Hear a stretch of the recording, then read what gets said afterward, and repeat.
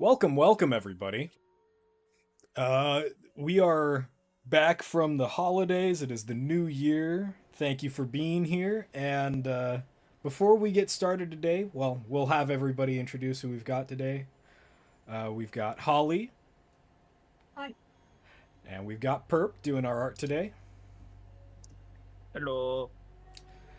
Um, Before we get into any lore questions or anything like that, I am going to kind of catch you all up on what was going on last month and all of the just updating you all on what's been going on. So last month we didn't have any streams because we would have had maybe two streams at the beginning of December and then had the rest of the month off, but the whole month ended up getting taken off because I went into the hospital. I experienced some really violent uh, heart palpitations that turned out to be, in essence, a small heart attack as two blood clots passed through my heart and then got into my lungs. And so they've got me on blood thinners. They're figuring out that I probably actually have a much greater clotting problem that is gonna be something I'm gonna have to deal with most of my life, in all likelihood. But I'm alive, and we're back at this. Um, as for game stuff, I'll just catch you all up on like game development stuff. Well, since I was taking a break, I was just playing a lot of games, and for those of you who don't know, there's one game in particular that inspired the core game elements of Colony, and that game specifically is called Slay the Spire, um, which is like a roguelike as a card game, and it's like got a resource management element to it, and it's very intuitive. It's very fun to play. There's a sequel coming out this year. Highly recommend going and picking it up on Steam if you like roguelikes, and especially if you like card games. It's very in-depth. It's got a lot of amazing ways that you can play it. But so I was playing a lot of that, and a lot of other games that I've been meaning to catch up on that I just haven't had time because of Colony development. And so that's kind of helped me get a lot of my head on straight for as far as just like some of the uh, the game development blockage that I'd been experiencing. And so one of the new things that we're implementing into the system to help smooth over some of our card design aspects that we were missing out on, and some other abilities and such that we knew we were going to have to integrate, is this system called cast instincts. So you're cast within your social society, or just whatever tribe or clan you hail from. You'll have different castes that you fit into, different roles that you fulfill the uh, within the tribe that you belong to, and those that it's kind of like backgrounds in a lot of other RPGs, and so your background will give you certain perks in much the same way. This is a way for us to kind of like tie over um, the past background features while also integrating it with card play. And we're also working on filling out the creature compendium, which is like effectively your monster manual, or your bestiary, whatever you want to liken it to. We're working on a lot of other stuff as far as like game design goes. Trying to get some we've got some stuff for a potential demo coming up. It's still early works, still trying to get it in, trying to figure out how best to get it to you guys, but that's something that we're working on and in the works for. And I think that's most of like what we've been working on for game design lately.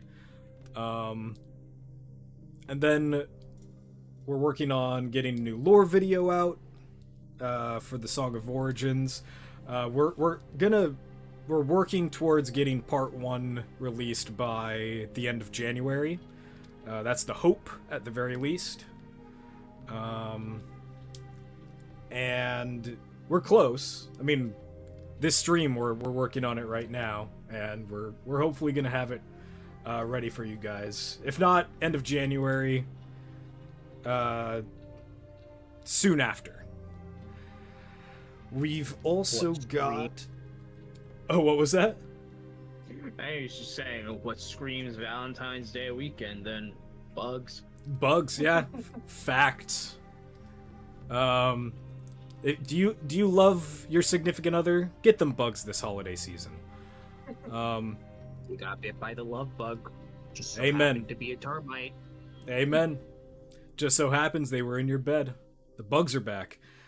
Let's see, what else? I mean, we're back doing live streams again.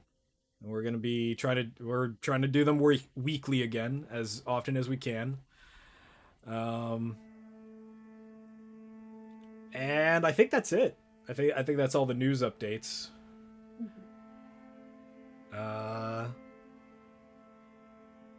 Yeah. And if you are interested in potentially getting more of the details and lowdown on what we've been doing for Colony, we have more in-depth explanations of everything we've been working on over on our Patreon, and I will shoot you guys a link for our Patreon right now over in the YouTube chat. There you go. We have a few different tiers, and any way that you'd like to support us, we greatly appreciate it. Thanks for being here. So, speaking of working on the Song of Origins artwork, what are we up to today, Perp? We are dealing with some of the aftershocks of previous scenes that we have drawn before, where now that we are dealing with how much of this lore is like behind the scenes stuff? I assume not much of it. I mean, we've publicly put out a good bit of the lore. If you want to talk about it, that's fine. We just like not word for word, but yeah, you can explain what's going on. Functionally, this is like a bit of the origin of what would become a central pillar in later lore after the trials and tribulations Zek did to this egg. Now we're seeing what happens afterwards. And the consequences thereof.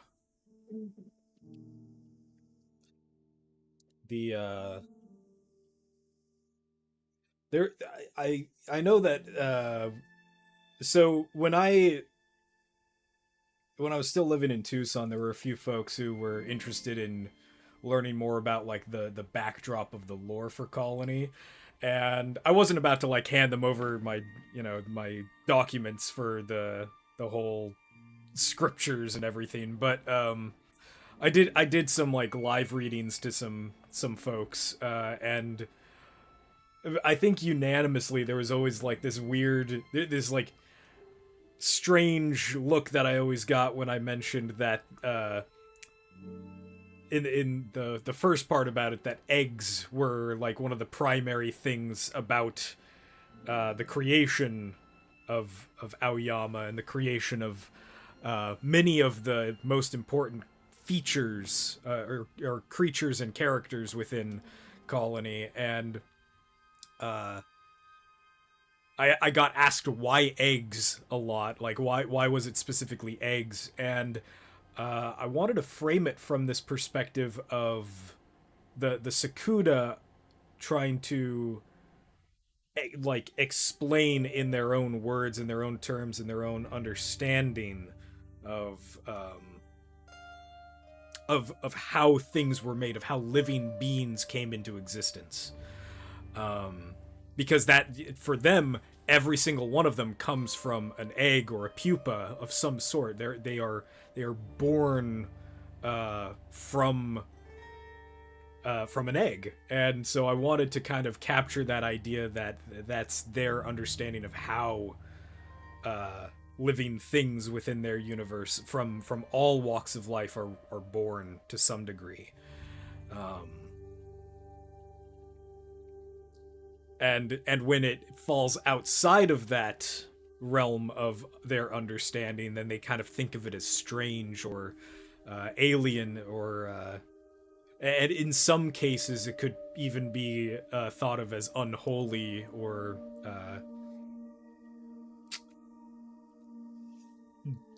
at the very least disparate to their own knowledge, and so they'd kind of think of it as potentially eldritch.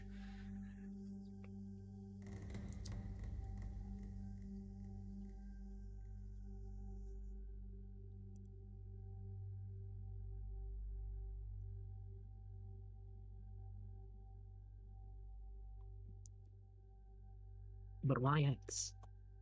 But why eggs?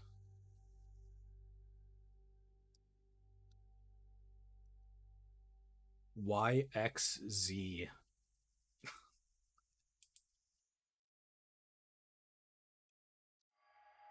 And that's my that's my whole comedy routine right there. I gotta go now.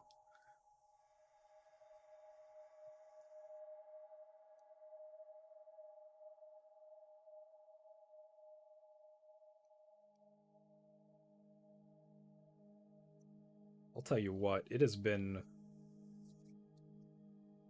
very, like, the temperature outside lately has been very cold, and I can't seem to find a balance with, like, any of the heaters. It's always, like, just very, very, very, like, I'm either too hot or too cold, and I get no balance, no in between. And then my space heater that I have in my room is like, it fried out earlier and I had to let it cool down. Um, but now it's too hot in my room now, and then I have to open up the window again, and it's just like, I'm so tired of constantly having to adjust the heat. And the central heating in the house is busted. It hasn't worked since I moved in. Hey, Oh. Jack. Hey Jack, how's it going, bud?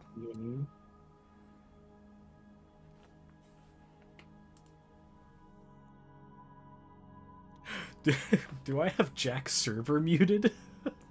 I did because we're on a live stream. Oh, I That'd be see. funny. I was like, when did I do that?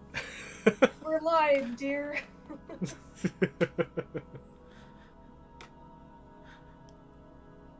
How's it going, bud?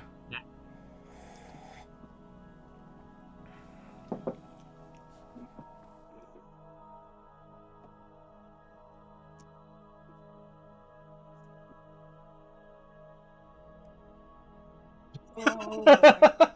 Burning the Galador candle. It has been a lot of Galador today. Been talking a lot about Galador.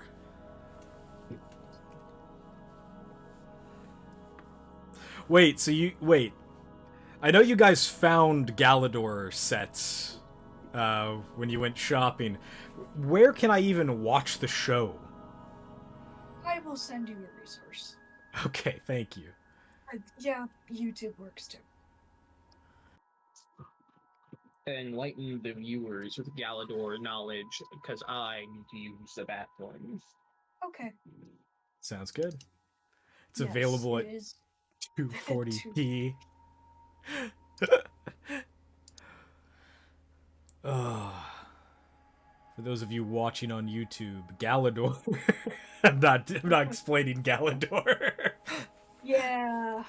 I already explained it once today. That's enough brain damage for me. It's not great. It is inferior Bionicle if it was an isekai, and that's all you need to know.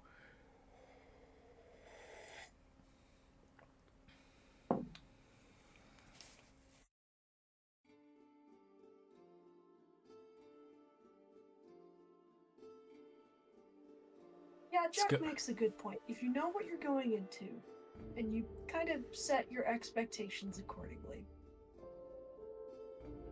Then it's okay.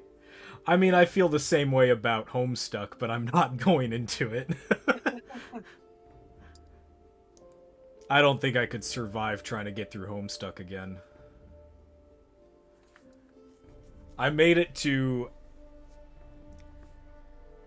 I made it to Act 5. That was enough for me.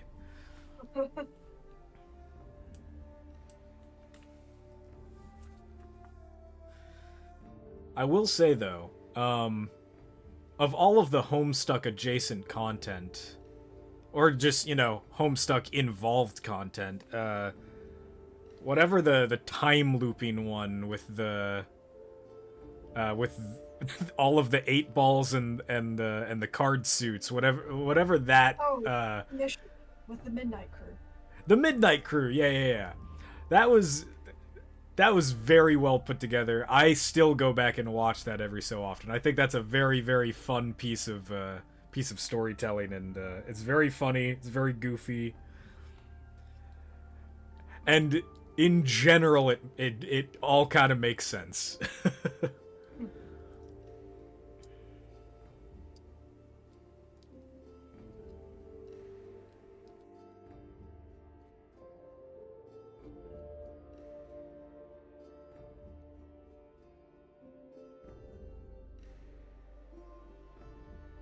Oh, no, people shouldn't be vandalizing wikis.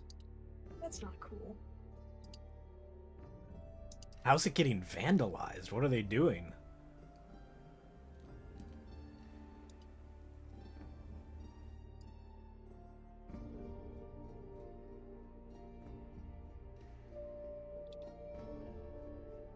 Oh dear.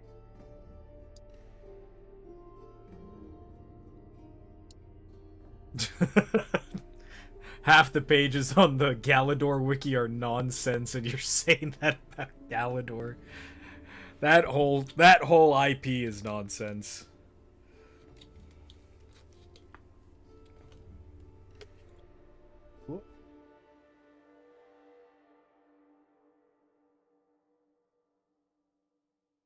I don't know. I think it can be a bit silly sometimes, but I don't think it's necessarily nonsense. What Jack is describing, however, yeah, that's vandalism. A page for Santa Claus which uses a screenshot of Jimmy Neutron and describes him as a drug trafficker. You know what? That's just real. That's actually just Santa though. The drug that Santa peddles is the dopamine rush of late stage capitalism. That's It's called holiday cheer. Yeah, welcome back. I come back after a quick bathroom break and see that the stream's getting demonetized. Wow.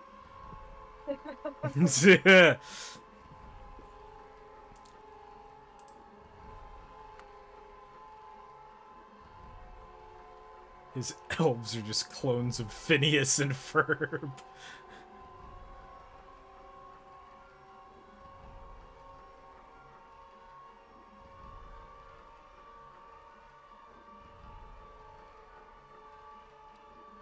I feel I feel that way about a lot of shows. That the setting and the lore works, but that the stories are not written in a way to serve exploring the themes of settings and world, or settings and lore.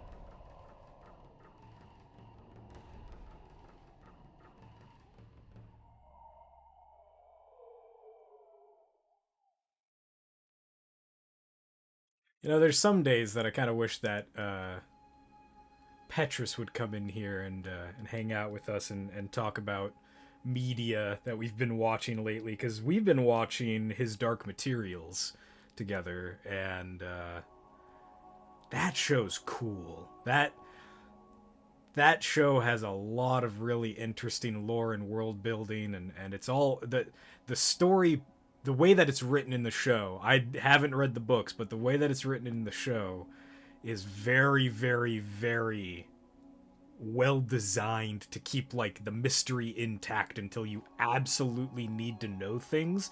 It just keeps you really engaged, and everything that like characters do is all like really well justified within like their greater position within the world. I've been having so much fun watching that show. And it's compelling storytelling too. It's the other thing, is that it's like it's also just got good messages, and the parallels and the analog of the story is not contrived as so many other attempts at talking about the subject matter are. And I don't want to really get into the subject matter itself, but God, good show. Very good show. Got all those parallels and perpendiculars and quadrilaterals. Yeah, geometry. They shape a story. Because they're shapes. The reason we use the word parallel in storytelling is because stories are shapes. That's actually, so it's funny you bring that up. Brennan Lee Mulligan of, Dimension 20 was, and, College Humor and a bunch of other stuff. He was talking about, with Matt Mercer and, I forget her name. Shoot. One of the other GMs from Dimension 20, they were talking about their style of game mastering, and he talked about this really interesting dynamic of like how players in a story campaign want to experience a non-linear story as they explore the world and the setting that you're presenting to them, but the characters have a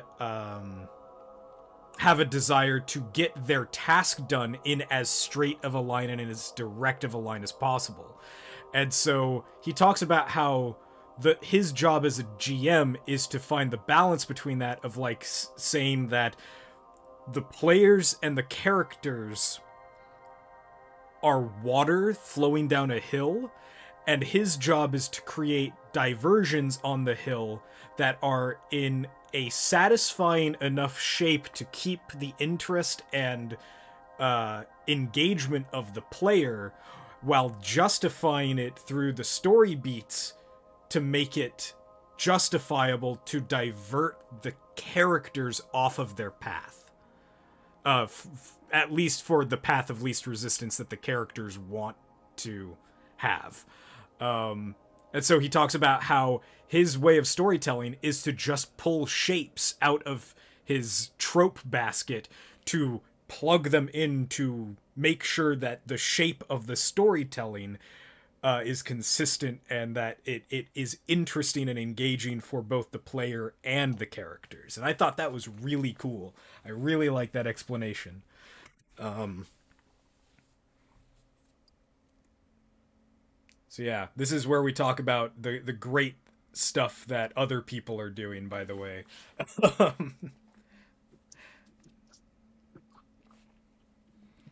Let's see. Jack talking about the outer dimensions are a collection of planets that float within a dimension nexus, which requires special equipment to navigate. Oh, is that what the egg pod is? Gotcha. Okay. formerly ruled by a kingdom called Galador, which welcomed with open arms a human called the Stranger. Around the same time, Emperor Gorm, ruler of the realm of Kek, that aged well,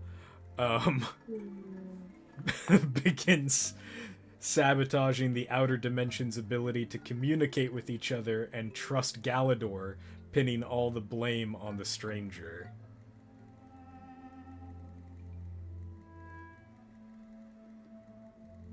My logic is circular. That's how you know it's well-rounded. And like a clock, it is right at least twice a day.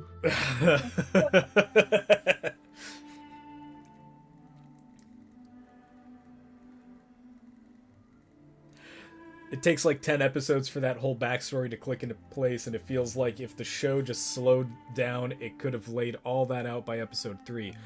So that is what you've just described there is like the big problem that toy companies in general have with telling the lore of their toys, is that they want to elongate the story as long as possible to milk as much money as they can out of the franchise, which is probably the problem that they had with Galador the most, is because they were trying to explain, oh, the show came first? Really? Ooh. Yeah, was there like some weird production delay on the toy side? That's interesting. Well, I heard that the show was going through development hell too, so if there was a delay on the toy side and the show, that's crazy. Wow.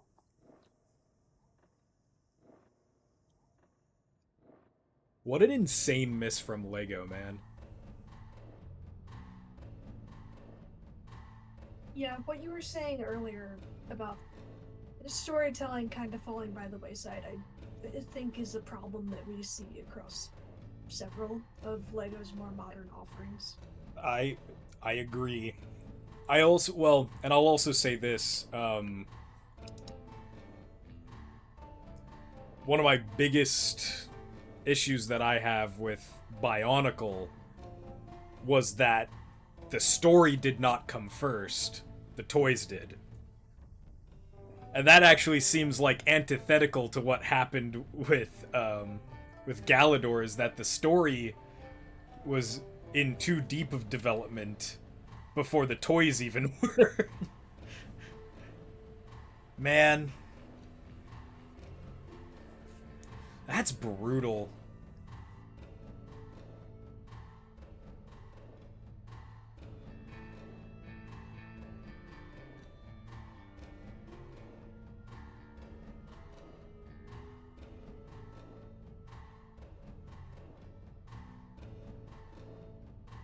Ah.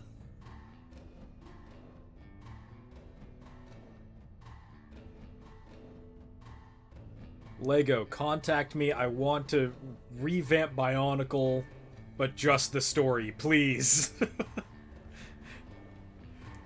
I'll do it for free even. I don't care. I don't want to do that. Fans working for minimized wages is a problem that is throughout the industry. Don't want to support that kind of behavior. That's fair. I love Bionicle. I want to see it done with some justice. I don't know if I've ever talked about it in like a public forum like this, but I've actually talked about before that I would love to actually design and work on an original Lego IP for them. And not anything even to the degree of Bionicle. I would want to keep it something more simplified, and like more, not necessarily child focused, but child friendly, in the same fashion as like Ninjago, but like, you know, my own weird world building twists and stuff on it. I'd love to do something with Lego. Just the creativity powerhouse that's at their fingertips. I'd love to be able to work with that. Mhm.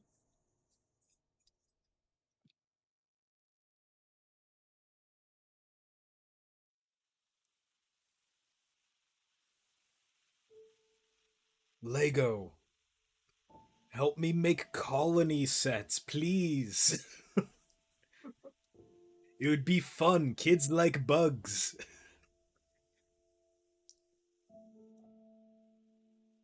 That's actually something interesting that a green Lego bug noises. Yeah.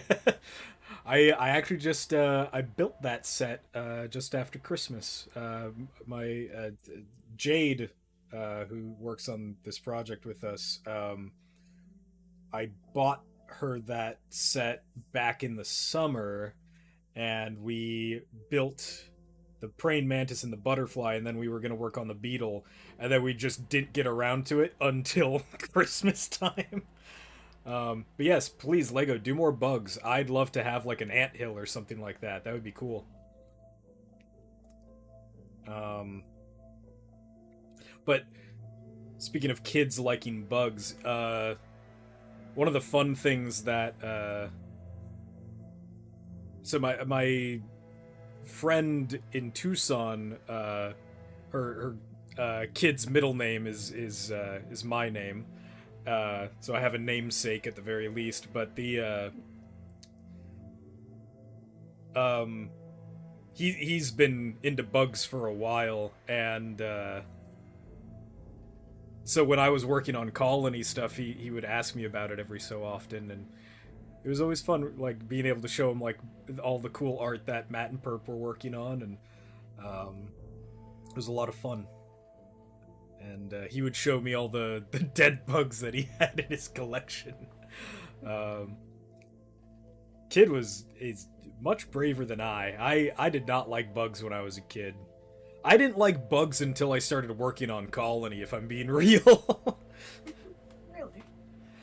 I liked some bugs. I liked praying mantises. I thought they were pretty cool. Everybody likes butterflies. If you don't like butterflies, I kind of get it from like the SpongeBob episode that kind of made them a little horrifying. Like, you know, everybody likes butterflies. A lot of people like moths. I liked moths. But for the most part, I didn't like ants. I hated spiders. Steered clear of scorpions because I was in the desert and that was a real issue. And I don't know. Also, I had this one traumatic experience where my sisters, when I was like 4, my sisters threw a cricket on me in the middle of a bank and told me that it was a spider, and I freaked the hell out and was screaming and crying, and I didn't like crickets for the longest time because of that. Wasn't huge on bees, but didn't hate bees. I got stung by bees several times throughout my childhood, but I was being dumb, so I got that. I just didn't like bugs very much. I thought they were very dirty and just very just gross and grimy and just pests. And then I started working on Colony after I just had that weird like experience just thinking about them as civilizations and thinking about them as cultures and societies, and then like the more that I dug into them, the more I was like, "Oh, shoot, these guys are actually like really cool." And then the more that I was exposed to that as I worked on Colony as a fantasy setting, the more I was like, oh, I actually really like bugs now. So, and I'm completely over my fear of spiders now. I still won't like go near a lot of them, but like I'm not afraid to like pick them up or anything anymore. That's And good. I'd actually like to own a pet jumping spider, especially after seeing Petrus own one for a while and seeing how sweet of a boy he was. Mhm.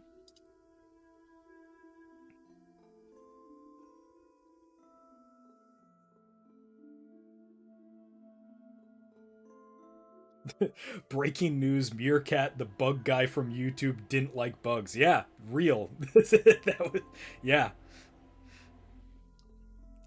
just wasn't my thing.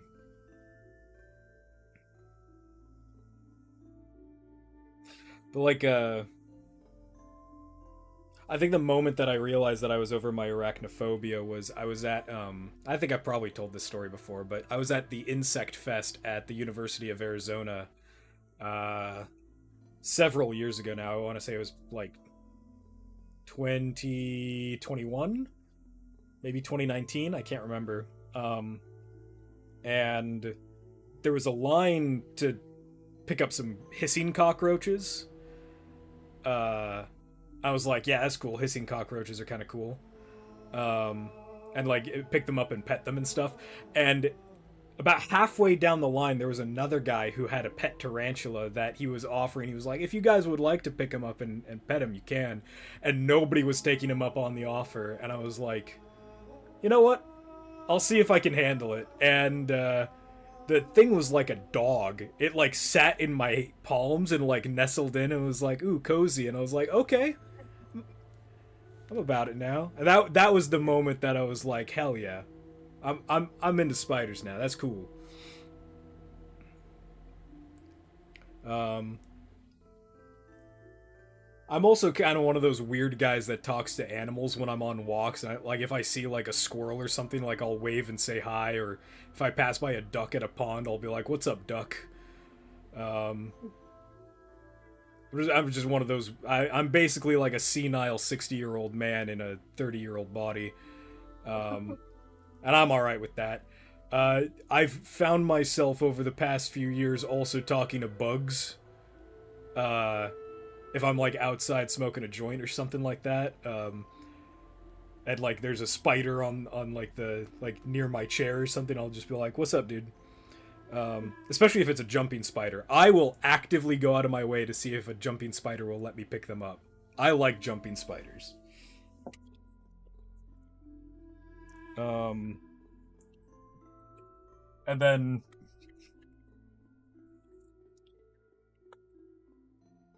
there was this one time I was about to walk into like back in from the backyard, and there was a spider hanging out on the wall next to the sliding glass door, and I like looked at it and was like, hey man, I'm not gonna hurt you if you try and get in there, but there's two other guys in here that probably would if they spotted you.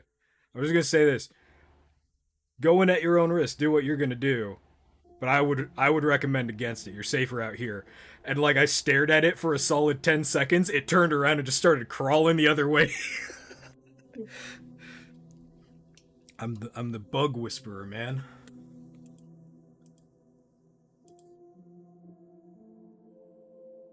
What is this bird? I'm not opening that. I'm gonna Yeah, wait. something we cannot talk about on the stream. Yeah. Oh god.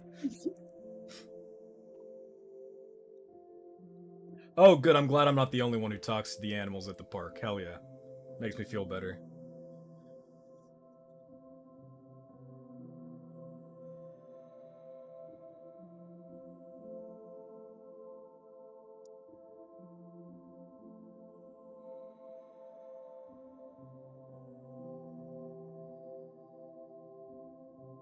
I don't know, I like some people have looked at me like I'm crazy for doing it when I like do it in front of them. And I just kind of think about like the way that we talk to our pets, like, you know, we talk to dogs and we talk to cats, and we know they aren't going to talk back, and we don't even necessarily know how much of what we say they understand. But I like to believe that if we talk to like birds and squirrels and all that stuff enough, they'll at least get a couple words. People talk to fish? I don't know about that one, Chief. That's crazy talk right there.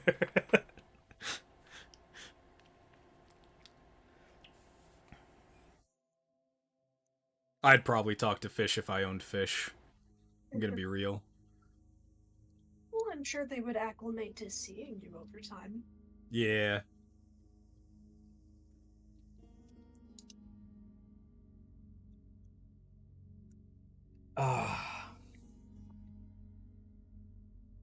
Jade showed me a picture. She's having dinner over at her sister's house, but she left the TV on with our stream playing for her pets, Aw. which I think is very sweet. And her dog. Hello. Yeah, hey Jericho, hey bud. I'm sure that Jericho's looking around like, where is he? I don't see him. Jericho's my buddy. He's annoying as all hell, but he's my buddy. He's still a puppy. He's figuring it out. But Jade's cat, Lily, loves me. Will use any excuse she can get to take a nap on me.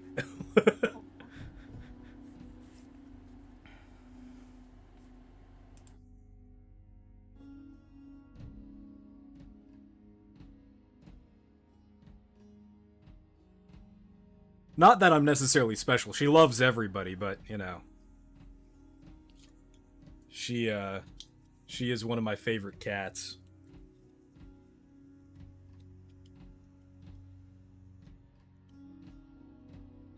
So, Perp, oh, whoa! That was cool. I don't know what the hell you just did there, but that was cool. Oh yeah, the correction layer. Well, there was like a scan line that just went, and it like color corrected a bunch of stuff, so it was like blue tinged in the center of the purple. It was really cool.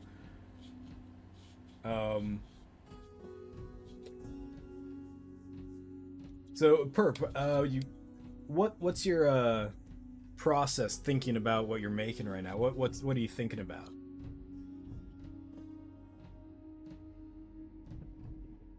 Right now I'm trying to think of like because in the Zek images there was this fog that was like trying to be suffocating. I'm trying to go for like a fog that is like kind of doing an arm motion of like a hug. Oh, I see, like an embrace. Yeah. Yeah. More trying to comforting than give suffocating. character. Yeah. Gotcha. Okay, I dig it. Oh, hey, John Joe. Good to see you, dude. Weird seeing you in the YouTube chat rather than the Discord, but it's good to see you.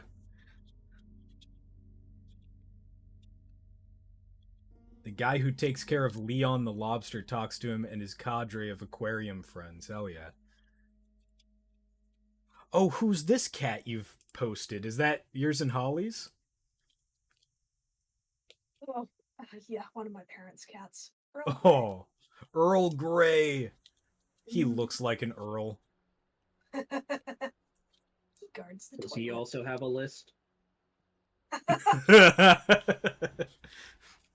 Dude, I haven't watched My Name is Earl in so long. Oh, shoot. A list of places to sleep. Yeah. That's most what he does.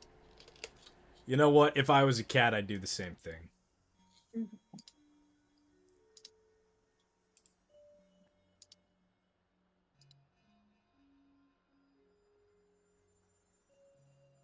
I like his stripes on his tail. That's very cute. Mhm. Oh, hey, speaking of Earl Grey, where did I put it? I grabbed that the bag that the tea I've been drinking today. Because I wanted to tell you it because of how tasty it is. It's by Stephen Smith Tea Maker, blend number 55. The tea is called Lord Bergamot. Oh. A full leaf black tea, a flavor somewhat superior to traditional Earl Grey. Fragrant Ceylon Dimbula and Uva are artfully combined with select teas from India's Assam Valley, then scented with bergamot oil from Reggio Calabria, Italy. Excellent for drinking whenever you wish to feel like royalty. So, this Stephen Smith Tea Maker brand, all of their sachet teas the sachets are silk linen. Oh. Or maybe not silk, but like they're linen, they're fabric, and maybe like a very sheer muslin or something like that. It's very, very cool. They're very good. Oh, Jack, you're taking off?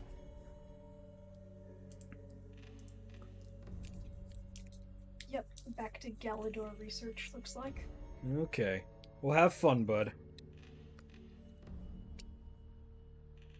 You'll have to fill me in. I want to talk more about Galador because I don't know anything about it. Got it. Galador.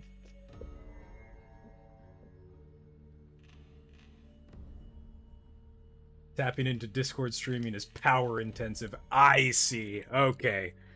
Gotcha. That makes sense, Jonjo. That's totally fair.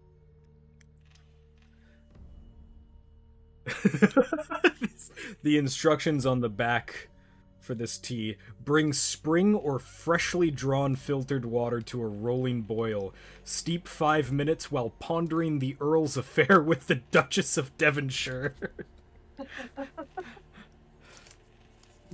I love the tea with lore. Yeah, I love getting the tea on the tea.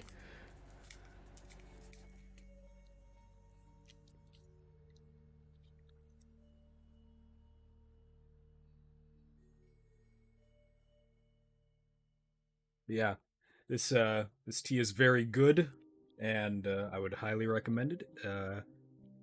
I use this tea to make London fogs, so good stuff.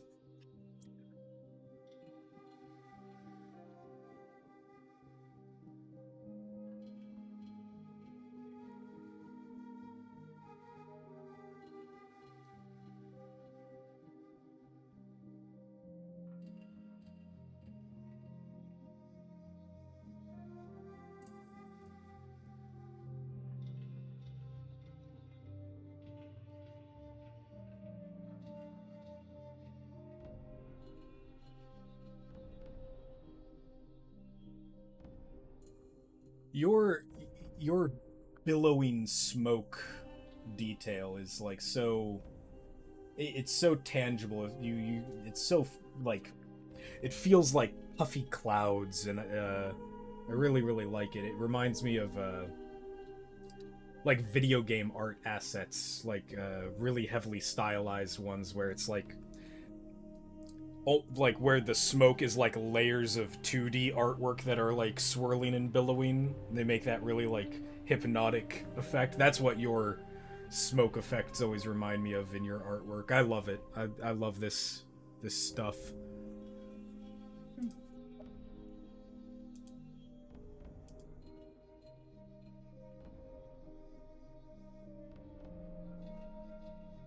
Hey, Perp. Hey, me. Hey. So you've been working on a lot of commission work over the winter break. Would you like to, put yourself out there, give yourself a little bit of a shill on the stream right now? Sure. I need to organize my blue sky, but I am functionally moved over there. I don't have much of stuff posted at the moment, but trickling down.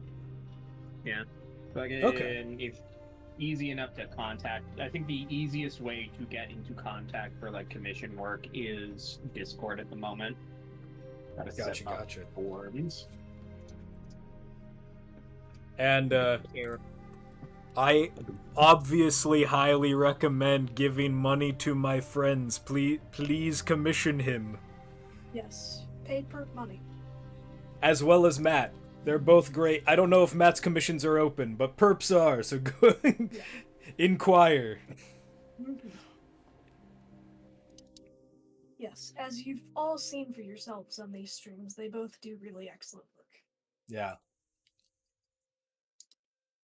Better yet, they both have very distinct art styles that are just gorgeous to look at. Mhm. So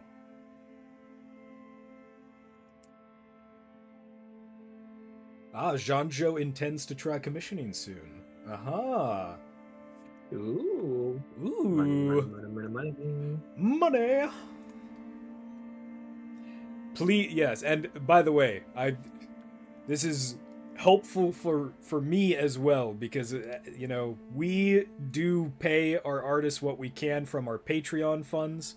It's not a lot, but we do what we can. So if you guys can commission them, it helps. It makes me feel better about being able to put their name out there.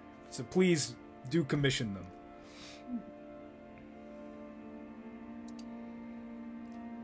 I hate that I'm effectively the guy who's like, I'll pay you in exposure. Well, we pay as much as we're able to. Yeah. And thank you guys who are subscribed to our Patreon. You can't express just how grateful we are to have you, and I love being able to every month pull in that Patreon check and immediately send money to my friends. It makes me feel like I'm a real business owner. I feel good about it.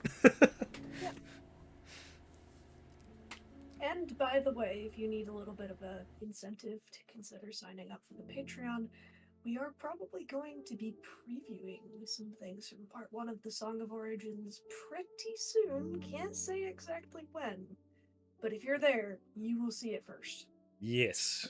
That is one of the many perks of being one of our Patreons, is you get stuff early, as long as we're able to get it within a reasonable time frame. And this month, it'll obviously probably be Song of Origins stuff. I'm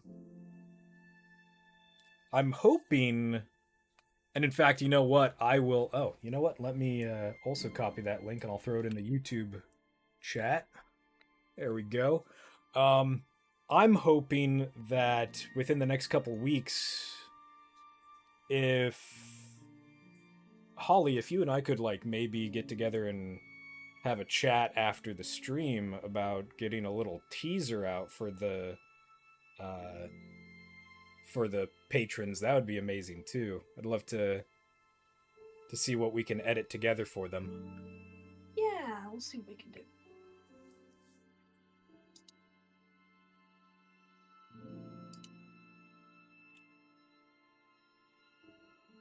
Ooh. If you were looking for some roguelikes for your free time, I've been getting into Uncle Chop's Rocket Shop. Yo!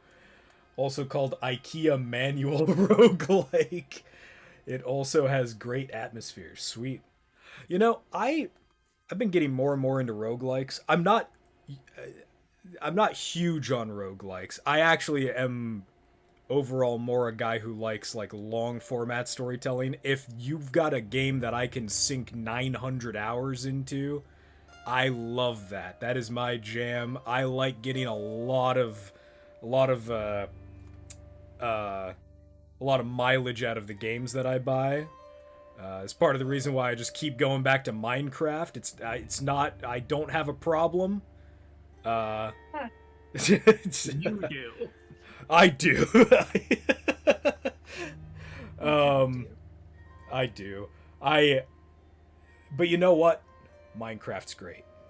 And there's infinite ways to make it whatever you like it to be. You can even make it a roguelike. Think about it, Lois. A boat's a boat, but the mystery box could be anything. It could even be a boat. You know how much we wanted one of those. But I've been getting really into roguelikes, because I think I've finally started appreciating how much there actually is longevity in that style of gameplay, and I didn't really appreciate it as much when I was younger. Just, you know, I've been my tastes have been changing, and I've been really enjoying roguelikes more lately. So yeah, I'll definitely get into some more roguelikes. Oh yeah, I heard about Notch wanting to make Minecraft 2. Yeah. I'm not going to get into that. I'm not a video game news outlet or anything. I have opinions, but I'll talk about that on my own time.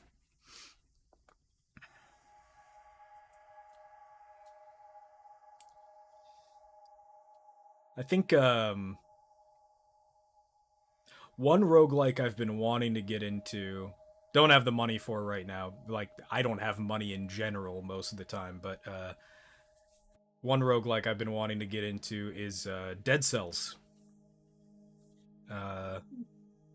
And the more gameplay that I watch of Dead Cells, the more it almost feels like a ninja version of, and this is gonna sound weird, but like a ninja-esque version of Prince of Persia, but a roguelike, if that makes sense. I think there is also a Prince of Persia roguelike now. Oh, really? I know that there was a new Prince of Persia game released. I didn't know there was like a roguelike. That'd be. Yeah, I'd go get you the link for it. okay. I like classic Prince of Persia. That was another one of my jams.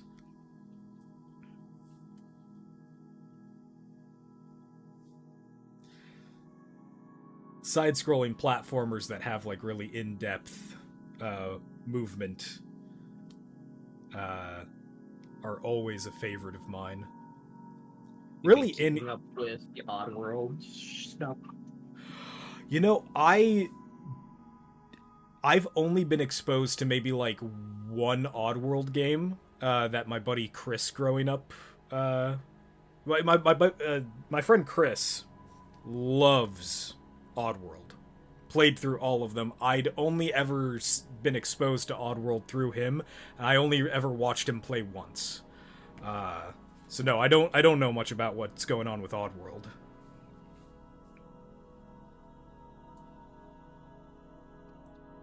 Ooh, okay. The Rogue Prince of Persia.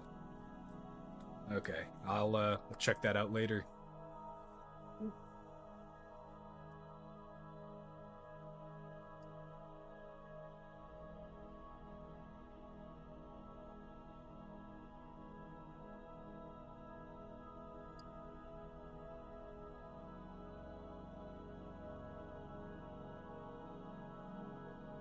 Oh.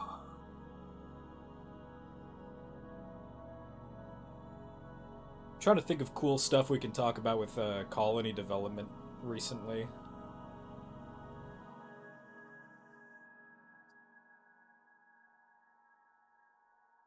I wouldn't mind talking a little bit about like magic systems and stuff like that. Yeah, I was gonna ask if you wanted to talk about Arak magic. Yeah, I could talk a little bit about that. That's actually probably kind of cool to bring up because so Arak magic is runic magic. So they spin runes into their webs as they're pulling it out of their spinnerets, and the one of the cool things that you can do with that is if you can find an Arak who is willing to cooperate with other species, is they can create runes in their webs that are like suspended in, we call it an enchanting loom, and it's like this multi pointed claw thing that the webs are wrapped around, and the rune kind of like swirls into the center. And what you can do with it is you can dip a weapon into the web, and then it kind of like snaps and wraps itself around the weapon, and when you burn away the web, the weapon itself is enchanted with that rune. And I started a new D&D campaign with Jade and some of our other friends, and I am playing a homebrew class called a Rune Knight. And learning more about the way that D&D handles runes is interesting because it's not anything like what I want to do with Colony, but there are some like aspects that carry over just from mythological ideas of runes where it's like they have latent abilities and latent powers that you derive from just carrying an object that has a rune, or you invoke the rune or trigger the rune in some way that has a more direct and actionary or reactionary effect. And it got me thinking about the idea of like latent effects that Auroch runes could have just from being placed on or around webs, like in their layers and stuff like that.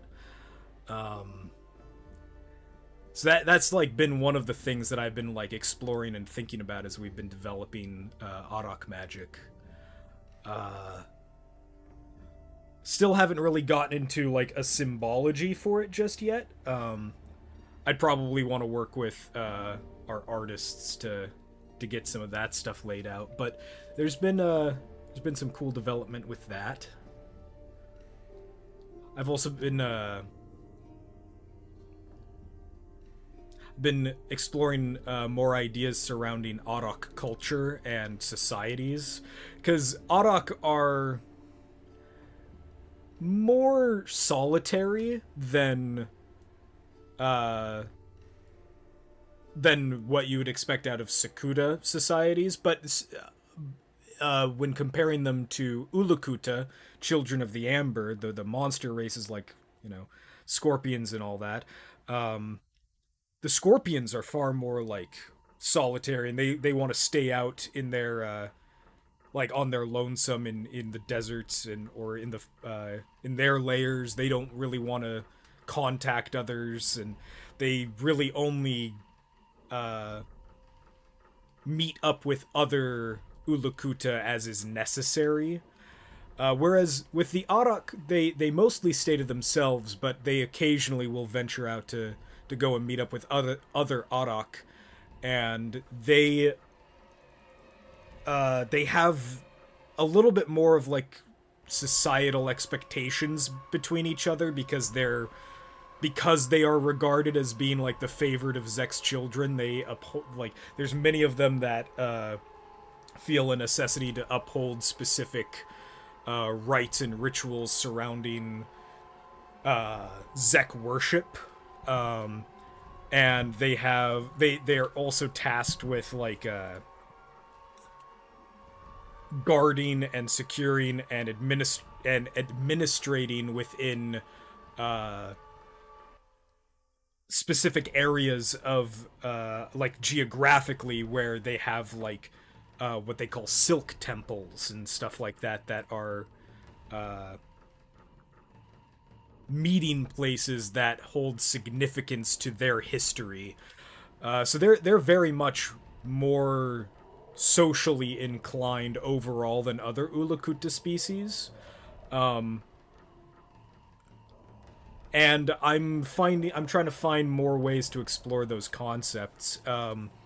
One of the cool ways that I've been wanting to do that, or one of the cool concepts that I feel totally comfortable with sharing with you guys here, is we've talked about the Dreamlands being this this undertow of mental and memory energies and emotions and power and magic that kind of undertows under like the physical realm of Aoyama. And it kind of got me thinking about how Zek wanting to kind of interrupt and make a mockery of those kinds of things would possibly even be interested in making his own version, his own form of the Dreamlands. And that got me thinking about this concept that I called the web, which is like these dark energies that are like of malice and malcontent and and hatred and resentment. Like not necessarily that those things don't exist in the Dreamlands, but more because they, everybody experiences those things. Everybody kind of puts those things out in the universe if they're not careful, and he's capitalizing on those things existing and amplifying those energies in what he calls the web. And the web is also, since it's tied to him and his influence, it is also something that the Ulukuta can feel and sense. And there's these junction points, these specific center points where really significant events surrounding those kinds of energies and memories are like more concentrated, and those intersections are called the Nemata. And you can kind of think, that's a term that I believe is from more druidic traditions, and it's like it's kind of the same concept, although more neutral, where Nemata are these intersections of ley lines, and that's to give you some more backstory of how I came up. Well, didn't come up with that name, but where I borrowed the name from. And so at these Nemata, is where the Arak will build these silk temples, and these silk temples are like I have these images in my head where they cover like a very large swath of land, and they are like very almost flowing, like I have this idea of like these long continuous strands that stretch from like the ground up to like tree branches, and they're just like many of them over and over and over again, just like in these long wrappings around trees and groves and stuff where they build these temples. And they're like there's what are those called, when people build like tree houses out of ropes. I think you guys have probably seen that on YouTube and stuff. And they'll kind of build them out like they kind of look like spider webs to an extent. And I imagine that there's something similar to that, where they have like these levels and these chambers built out of like voids within the silk tension, and they're almost like suspended orbs of silk that are like made out of the empty space of where a bunch of webs are tensioned around the spaces. And so they have different chambers for different rites and rituals, and they're governed over by priests of a sort. And I like to imagine that each of like the members of these Zek clergy, each of them only have one eye, and there's 8 of these clergymen. And so when they're together, they can like when they're gathered together, they have like some sort of like prescience or some kind of like sight into the future or something like that, where they have some sort of stronger connection to the web, and can maybe like penetrate into the Dreamlands even, and like see intentions of remote Sakuta settlements and stuff like that. And so like I have a lot of these ideas of Arak culture being formulated right now, and the way that it revolves around this antithetical to the Dreamlands, and around their silk magic and the runes and all this. I'm trying to find ways to blend it all together and make it more cohesive.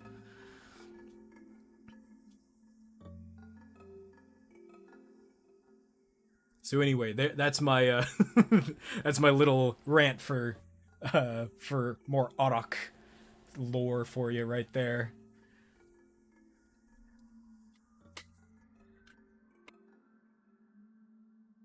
At some point, I'm gonna have to start just clipping the some of these segments that I take to do to like explain more lore and just like clip them and use those as evidence. yeah, as evidence or as you know, like just clip them, post them on the YouTube channel and just Oh, what was that? I thought you were going to say it's audio journal as on audio journal. Yeah, Audio like jungle. audio journaling, yeah, can kind of think of it as that as well.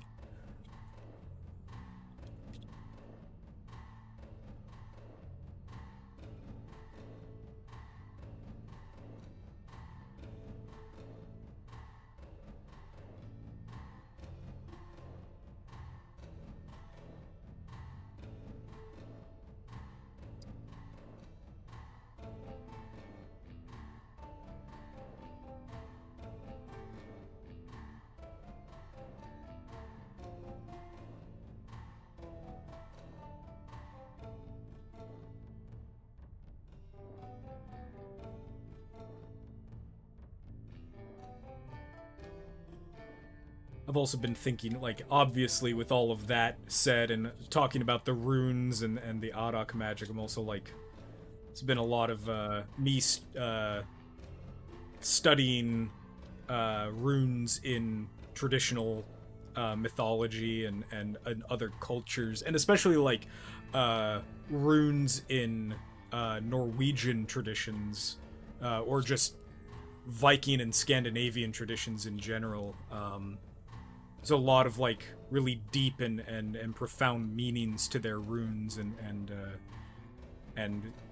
powers and concepts associated with them. So I'm trying to like I'm trying to like find ways to make sure that I'm respecting those concepts while not outright just stealing from them. I don't want to appropriate anything to that degree.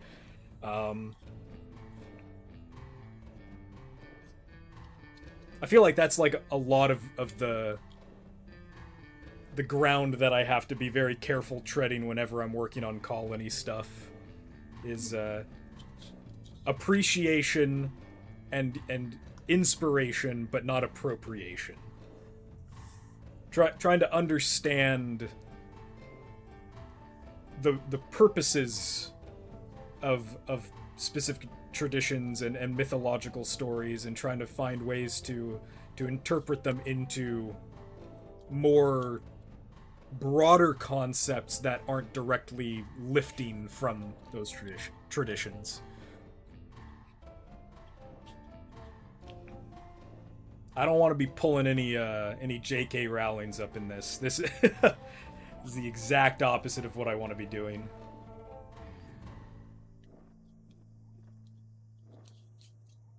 Sounds good. I don't want to write these down and share them because that defeats the point of saying them on stream, but an overview would be great. Yeah. At some point we're working on I've talked about this briefly before. We are working on a colony wiki. That is still still a long ways out before we're ready to release it. But this year I probably will release some broader profiles on some of the races on the website.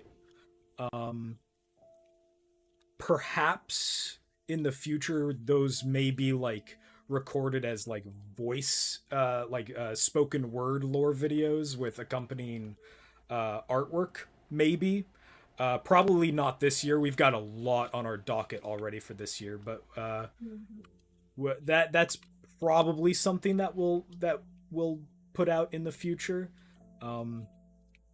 I think that would be really useful for us to be able to develop those race and tribe profiles as videos for people who are getting into the game, because a lot of that information is probably just going to be word for word from the world setting section of the player's handbook or whatever we're calling it, the game guide. So being able to have that kind of stuff as consumable content, that is something that's both visually striking and has accompanying music and voice acting, I think would be very engaging. And for people who don't want or who aren't interested in getting into the game, it gives them an option for how they can get that information in a more entertaining way, I suppose, is a good way to say it. We do have a lot ahead of us this year, though. Loads. We have more or less already planned out what our release schedule is, or not our release schedule, but what our game plan for releases this year is going to be. Yeah, and at the very least, like half the year, the later half of the year is a little bit more undecided. And Yeah. obviously, we can't say too much about what those plans are, but No, okay, yeah. I don't want to spoil everything. yeah. We got a long ways to go. We're just barely in January. We're just 1 week in already. Yeah. One. What was that, Perp? Just that. Just one. Oh, haha, 1! We are one.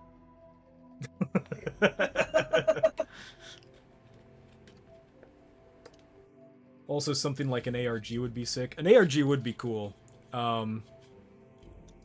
I've actually... coordination. That is a lot of coordination. I have put thought into that before. You know what's interesting that, talking about ARGs... You know who just messaged me a couple nights ago? Alan. Alan hit me up. Yeah. He messaged me. He sent me a friend request on Discord and was like, "Hey, dude, I haven't heard from you for a while. Did your old account get hacked?" He didn't even know. He wasn't there for the saga. So I caught him up on stuff. He's been getting into Gundam lately, which is pretty cool. Yeah, he showed me some of the stuff that he's been building. He's been I don't want to get too much into it cuz it's his biz, but Yeah. but he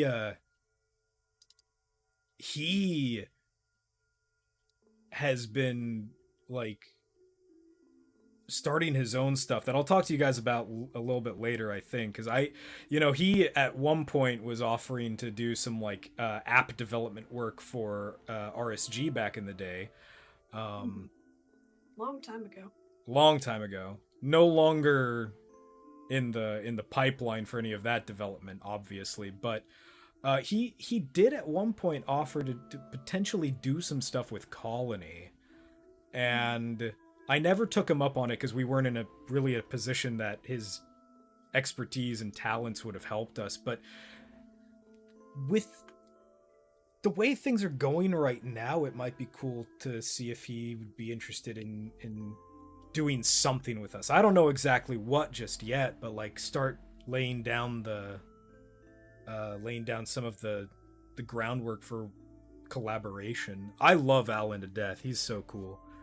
Yeah, I'm just glad to hear that he's okay. Like, he kind of disappeared into the void. We didn't hear from him for years. Yeah. I was also like I think I reached out to him last year at some point on an old account of his. I know we're friends on Facebook. I think that's what I reached out to him on, and I didn't hear anything from him for a minute. But like every time he resurfaces, it's like the return of God. I love that man. He's so cool. No, not Matt Pat. No, not Matt Pat. Although it's weird that I'm 2 degrees away from Matt Pat. For those of you who don't know, which my name is Muircat. I do music on YouTube, and not a whole lot on YouTube anymore, but I do music is my main artistic outlet, and I've worked with CG5 before, who does a lot of like pop culture stuff, like music about pop culture, not necessarily pop music. Music. Fandom music. That's a good way to put it. Yeah. And he's done like Five Nights at Freddy's stuff before. Before his most recent tour last year, he hung out with MatPat. Like, there's like pictures of them hanging out at the Five Nights at Freddy. Like, it was something to do with Five Nights at Freddy's, like the movie. But yeah, so like it's weird that I'm 2 degrees away from MatPat.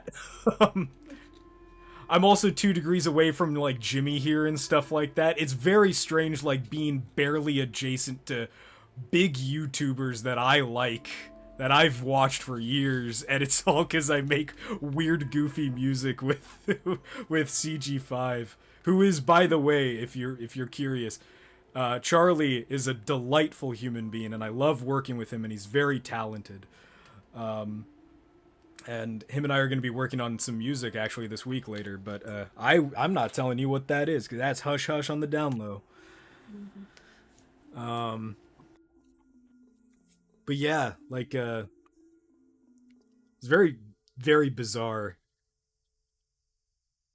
Just knowing if I asked, I could probably just like get a shout out from somebody, but I don't know. It's MatPat. Like that necessarily. Yeah, exactly. Like, save that kind of favor for something that Big. matters, something like meaningful, you know? Yeah, exactly. I'm also just like not really one of those guys who like asks for favors like that very often either. I think the last time I asked Charlie to like mention me to anybody he's met, he met Scott the Woz at a convention, and I was like, hey, tell him I listen to his music to fall asleep because his voice is soothing. Like, if I'm gonna be adjacent to internet celebrities, I'm kind of the personality that mostly wants to meme on them just a little bit, so... Not to be mean, just to have fun. If I'm gonna get like a fucking use my connections to contact a YouTuber, it's gonna be some weird shit like, oh, tell Nitro Rad there's a 2 for $5 sale on blueberries at Aldi's. God. Or you know, tell Jimmy here that he needs his community to make new jokes for him, because we're getting into a drought of new things, like new bits, like silly things like that.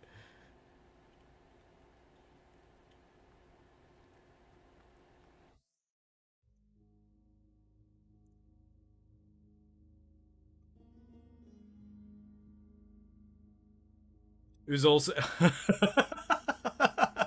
I'm on Tinder and a couple other dating sites just to meet new people in the area, and this one girl that I started talking to, she was like, so what do you do? Like, do you do any artistic stuff? Because I kind of like put that in my profile that I do music. She was like, can I listen to your music anywhere? And I was like, yeah, I'm on like Spotify and stuff. And she goes to my artist page, and like literally 20 seconds later, she's like, you know CG5? It's weird, man.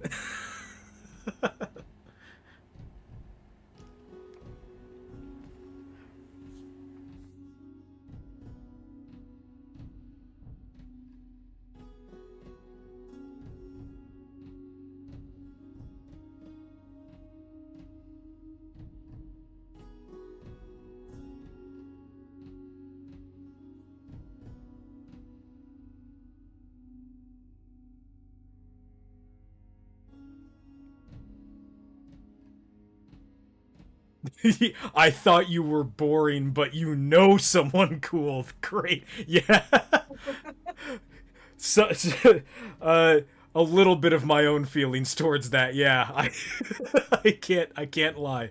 There's some days that feels like a slightly backhanded compliment.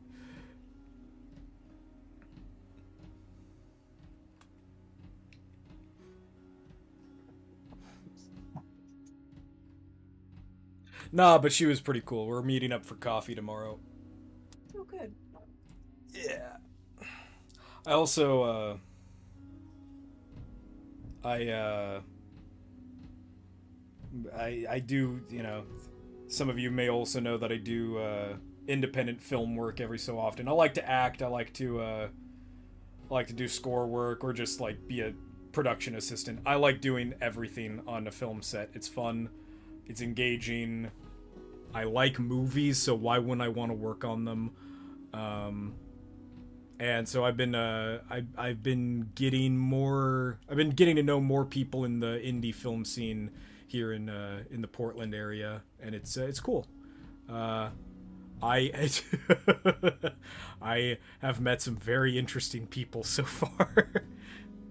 um, I've met one. There's three people who I've really like interacted with more than anybody else, and uh, one of them is pro-Israel, which is its own can of worms that I won't get into. One of them is effectively a polygamist, and one of them's normal. So 1 out of 3 ain't bad. It's a lot of personality here in the Portland area in PDX.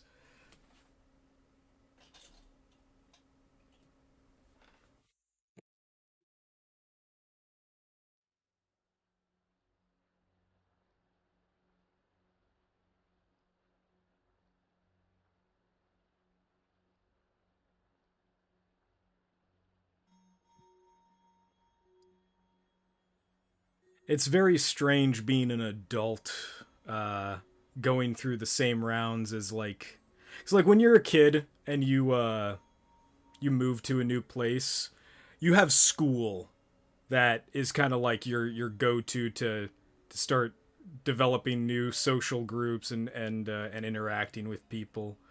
Um, hey, Bonsai Blaster, welcome back. Good to see you. Yeah, Welcome. I'm glad that we're back at it again too. Um, but yeah, like when you're a kid and you move to a new place, you have school and other extracurricular activities that you can get in to meet new kids and develop new social groups. But when you're an adult, the thing that you have mostly for that is work, and work is not a great place to socially interact with people all the time. Um, and I think it makes it a little bit more difficult as an adult to make new friends, uh, unless you're really trying to put yourself out there when you move into a new place. And I don't know, it's not necessarily an alienating experience that I've had since I moved to Portland, because I have friends here. I have 2 friends here who I live with that I've known for quite a while, and I've got friends in adjacent towns, but they're like 1 to 4 hours away, and it makes it a little difficult to socialize and get acclimated to a new place. But I've been actually really enjoying like getting to know new people in through the creative groups, and I'm hoping that soon enough I can get onto a film set and start meeting people in person and getting to just meet more people.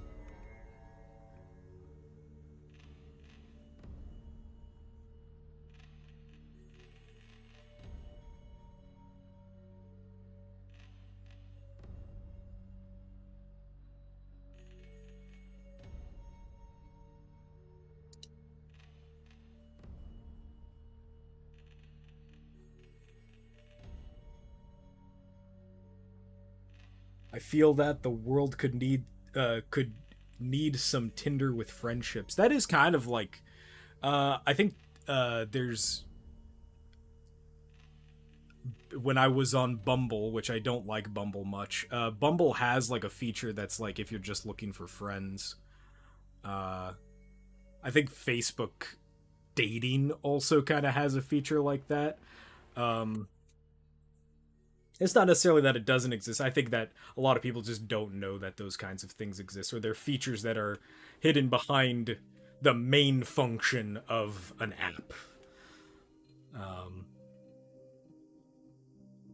I do wish that there was something more like prolifically popular like dating apps that was more like specified for that function of like friendship, that was more like geared toward your interests, like if you were into sports or if you're into art or any of those things, that it was more geared toward connecting you with people who are also into those things. That would be really cool.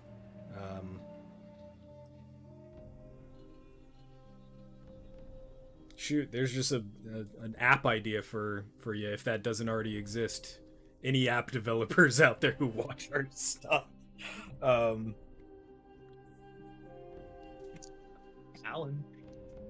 Alan, yeah. I don't know what Alan's doing for work. I know he quit his last job.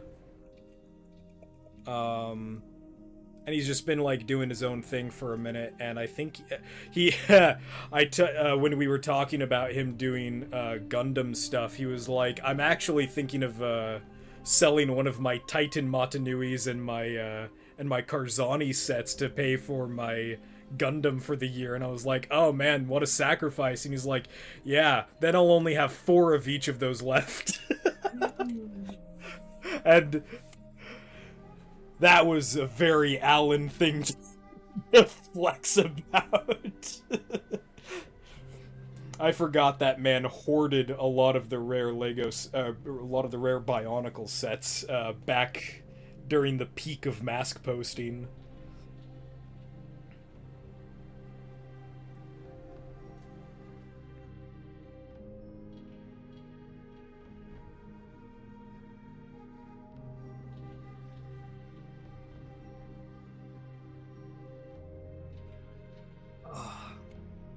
So how are you feeling about this piece, Perp? I know this one's gone through a few iterations and we've had some discussions. I think I'm liking the direction for it. Just getting the feel of the rendering back again. Mm-hmm. So, like, are there any, like, interesting thoughts that you've had or points of inspiration throughout this process that you feel are significant?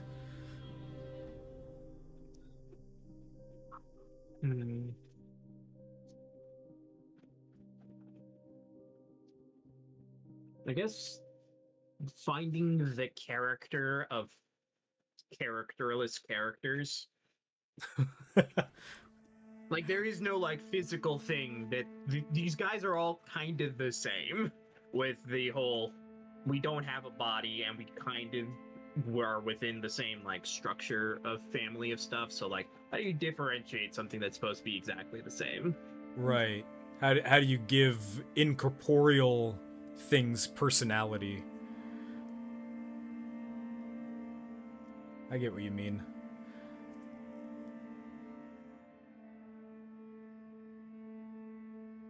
Oh, that's a good add-on. I like that. Oh, yeah. Yeah, try to give the egg some life.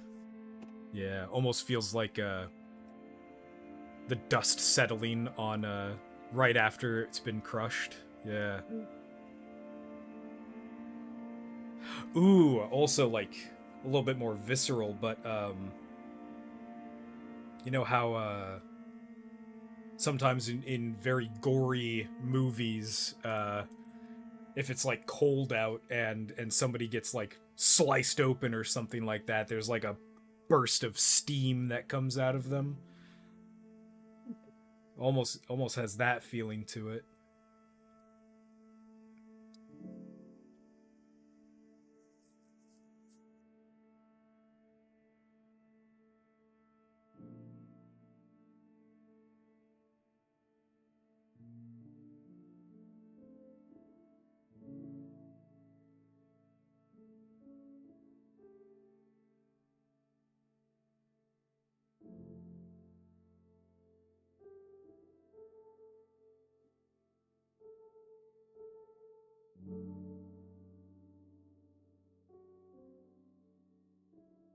And this is going to be the shot that has the puddle in it, right?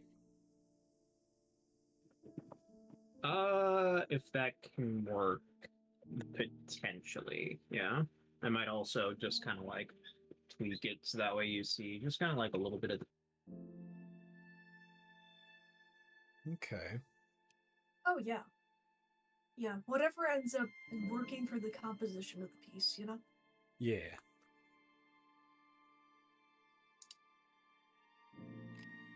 Oh, I see which one you're working on. Okay. I was looking at the wrong one, my bad.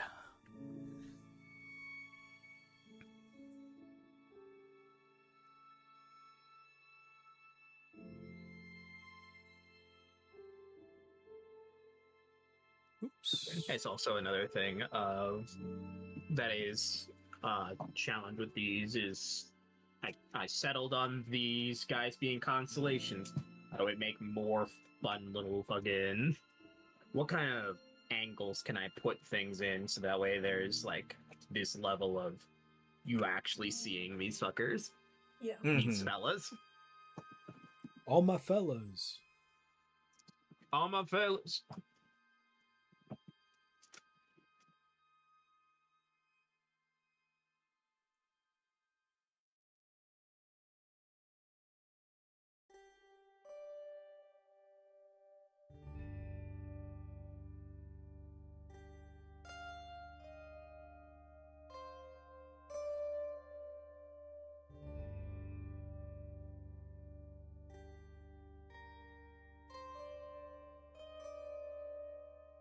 So I didn't have the forethought to do it this week until Holly brought it up like 10 minutes before the stream started. But next week we will have more music. We've got 3 new pieces of music that we'll throw into our looping soundtrack stuff that are that music's coming from the Song of Origins audio material. Might not really showcase it, but it'll be available to listen to. I've been Sir, Sir, an EP has hit the playlist.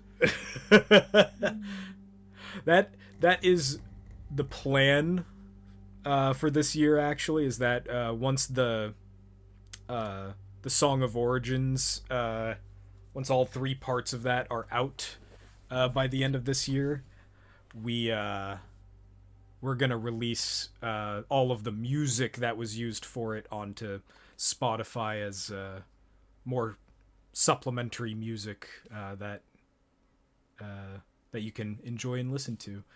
I'm also looking into getting a strictly audio format version of the Song of Origins out on all of our music streaming platforms as well. Just trying to find more ways to get content out anywhere that is available. As we've got it ready to release.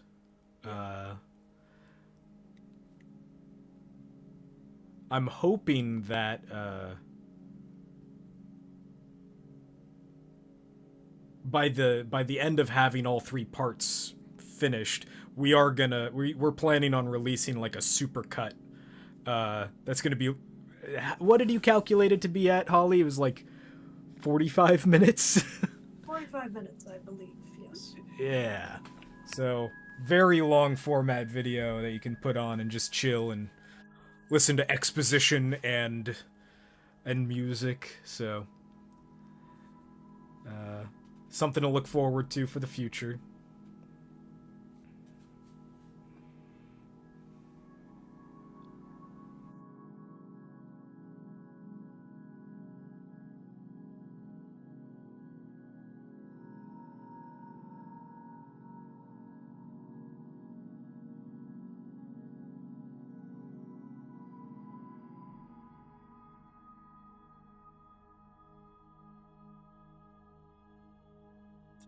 There's I'll kind of like, I can walk through a little bit about the about some more of the songs out of the Song of Aoyama, which the Song of Origins, if you think about it in like a scriptural context, the Song of Origins is effectively the Book of Genesis, and the next so-called book in the Sakuda scriptural codex of sorts is called the Song of the Law, which is, if we're going analog to biblical books, it's very similar to like Leviticus, and so I've been like contemplating on how I want to express that and get that content out there, beyond just a written format. And I don't think that book or that song in particular is necessarily a visually interesting or visually engaging song in their stuff. So that may be one that we release more exclusively as an audio format. Exactly how we're going to do that, I'm not sure yet, but that is something that we'll be working on probably next year. And I'm kind of happy that it's not so visually intensive, because then that means that our artists can take a break from doing lore concept art. Yeah. I think there are probably some things that we could do to have a sort of visual thing for it. I don't know if it would quite be like what we're doing here for the Song of Origins, but to reassure anyone who may be concerned. So we're developing this visual depiction of the Song of Origins because it's something we've been working on for a long time. And once the Song of Origins is done, we're going to be putting basically as much time as we possibly can toward card art and card development so that we can get the game to you. Yes. That has been one of the biggest hurdles of developing the Colony RPG in general, is that a lot of the assets that we need to release the RPG is the biggest hurdle is that it requires art assets for the cards, and there's a very distinctive style and philosophy that we're trying to accomplish with the cards as well, that the things that, like with Magic the Gathering, if you want to take that as an analog for how they approach, a lot of their stuff that they are able to portray are more like character and creature oriented or object oriented, and as such, the artwork reflects that, where they can show off any number of assets that they may have on hand of those characters, of those creatures, whereas with Colony, the material that is written on the cards is very specific and particular to the actions that you perform as your character. And so we require art assets that show that action being performed in some way. which is part of the hurdle of the way that this system works. But and so we want to have that like strong visual expression of what is happening in the artwork is some form of a canonical depiction of what is described on the card itself, which is part of the reason that it takes a lot of effort and a lot of time and planning toward developing card art, because we'd like to show off those abilities and all of that material in a way that feels diegetic in the world of Colony itself. We don't want it to just be like these singulative expressions or singulative representations of the thing happening. We want it to fit within the context of the world itself.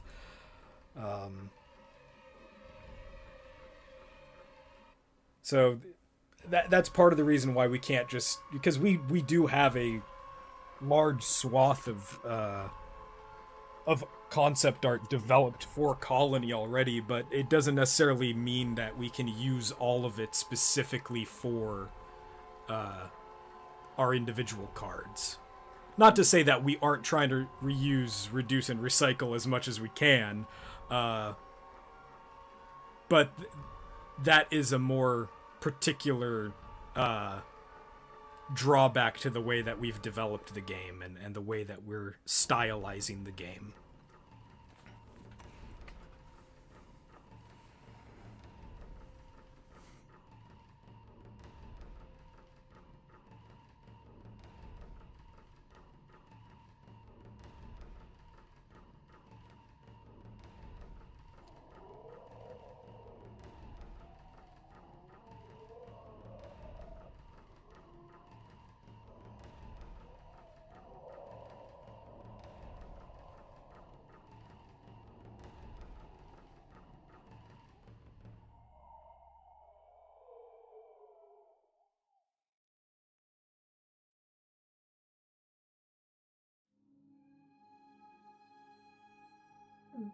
Depending on how you've drawn in the color of some of these highlights, or maybe this could be achieved with like a tone correction layer, I wonder if we could have like some of the lighting, maybe even the cloud, fade from like red to purple.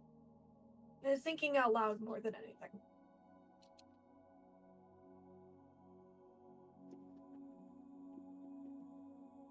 Let me take a look at the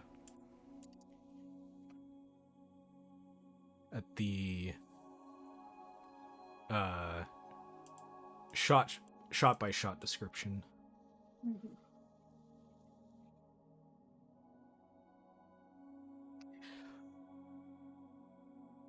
I don't think it would necessarily be out of the question that could be the case. I'm just like looking at this point, Zek has already kind of left. Yeah, that's true.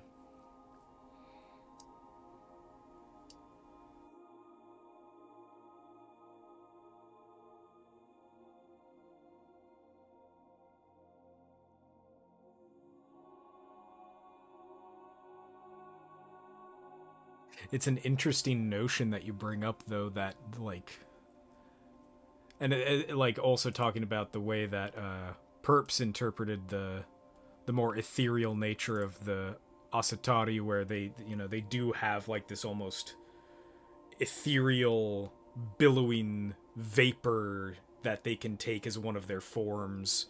That potentially that vapor can just be hijacked if it's been abandoned. It can be hijacked by another one of them to just reuse.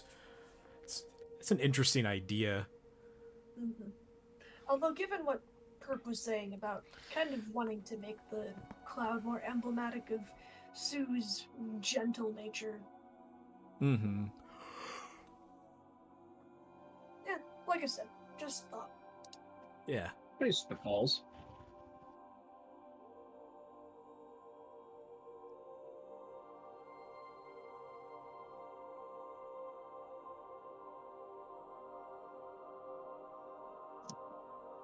All right. We're about reaching the 2-hour mark, and I need to walk the dog, so Okay. got like another 10 minutes. Sounds good. Yeah.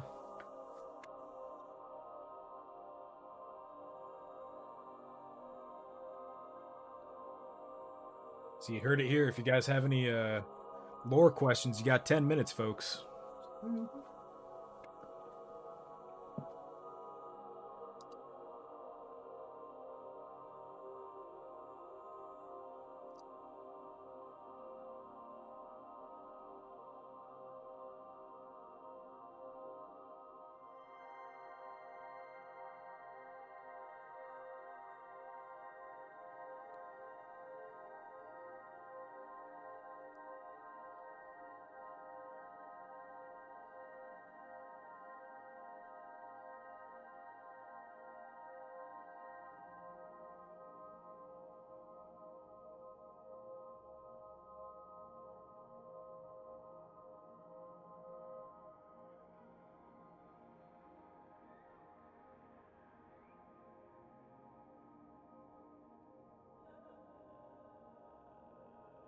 Oh, so you're keeping the like grass motif from a couple of images ago. That's really cool. The grass and motif. it's all happening in the same region, so it makes sense that the area has a defined context. Oh, like the grass from the when they were like all the eggs were like nested together. Oh, Oh, yeah, yeah, yeah. Yeah. It's not like the eggs are moving. Yeah, that's right. I guess They don't got legs yet. that's true. I was envisioning it so much as like a blast critter that it took me a while to process the grass and like, oh, there are still things alive here. Yeah. Good symbolism. Ah. Bonsai Blaster asks, for game mechanics, what kinds of classes are there for the characters? First idea I had for a colony character was an Igi Fora Barbarian type character. It's a great question. So this system is more or less like a build your own class. And certain kinds of ideas for classes are like, so because of the way that insects themselves are biologically specialized within their niches, there's some ideas for classes that are more or less locked behind a race. That's not to say that you can't just build a character to resemble an idea for a class that you have, but we don't have classes really built into this system. The way that you build your character up is through the type of weapon that you have, the type of the caste that you select within your race and tribe, and then the types of cards that you want to implement into your deck. So you can absolutely build an Igi Fora Barbarian. That's absolutely something you can build, but it's not necessarily something that we specify how you build. It's just kind of something that you build yourself.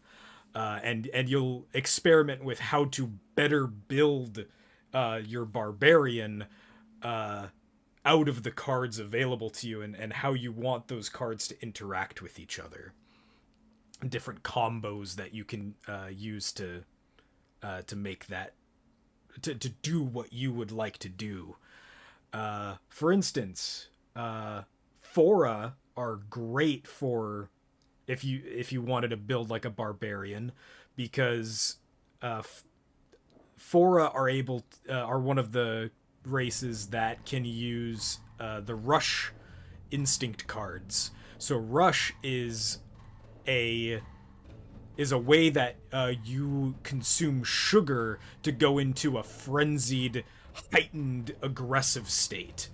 And so you would be consuming either mineral or honey to go into that state. And there's different like attack bonuses or speed bonuses that you can attain through consuming sugar through the rush card. There's also certain Momoku cards that you could use to go into like an enraged barbaric state as well.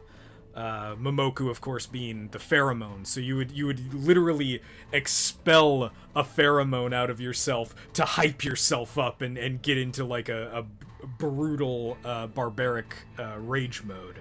So yeah, you absolutely can build your own Igiphora, but we've built the system in a way that it's much more freestyle, where you can build your character the way that you want to, and we're not limiting you to a class system.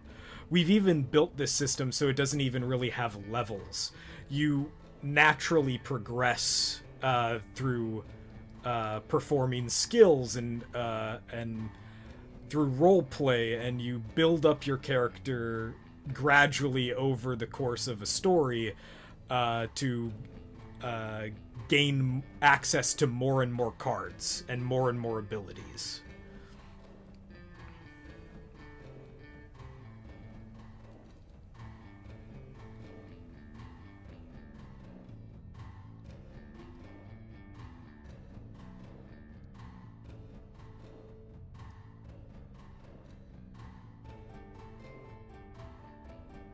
I think part of the reason why we wanted to do that in the first place was because we realized that this was going to be a system where the race and the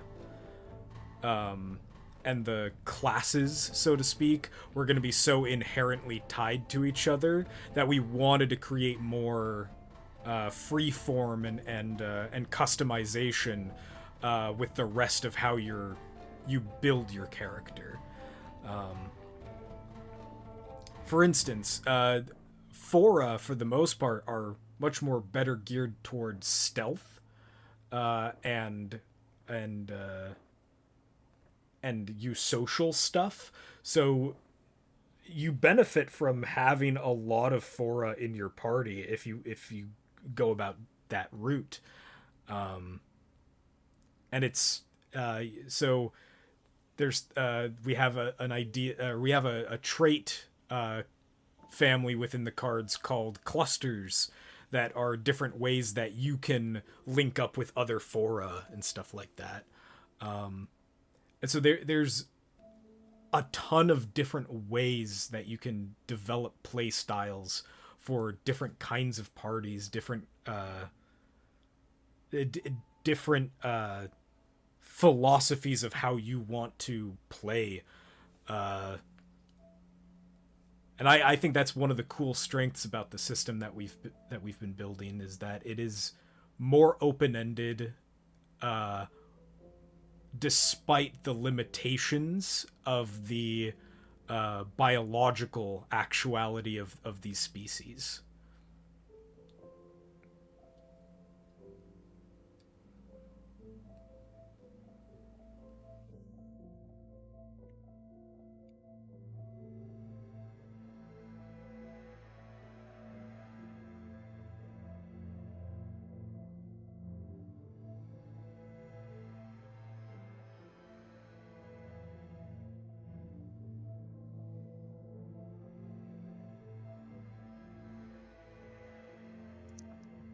Saving this.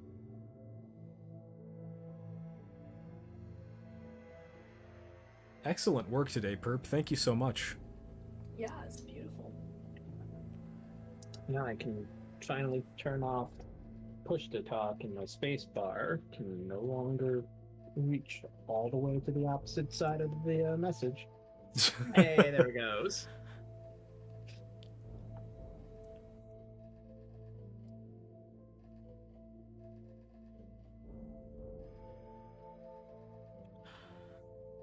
How did the Sakuda worship the gods? Specifically, what would worship of S involve? So there are like sacrifices and offerings, not necessarily like living sacrifices, but like offerings The idea of of offering valuable things that are important to you. and things that are like that have strong ties and relations to the particular gods you're wanting to worship. For instance, Zhao worship looks like offering berries to a river, or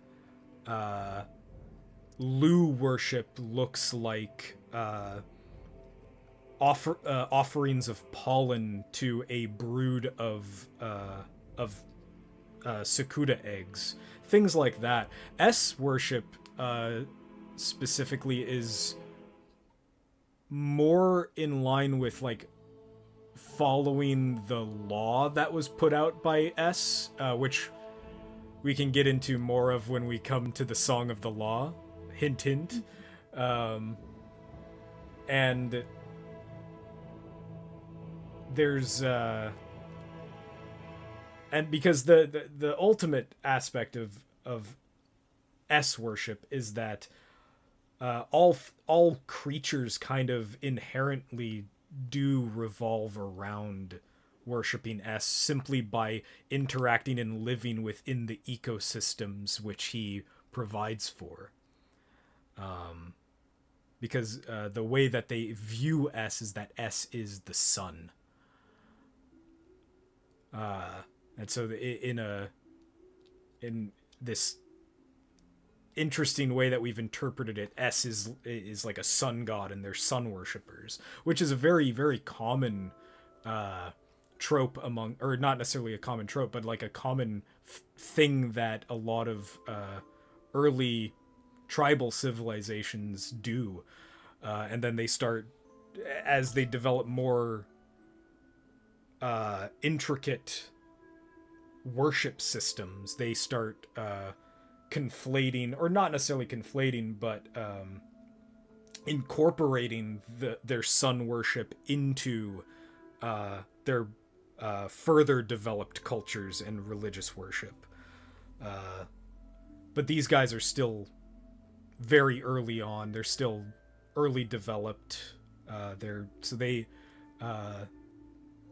specifically are more still sun worshipping oriented, where they view their god specifically as the sun, and it's hard to express exact offerings and things that the sun would even care to be given as a way of S worship.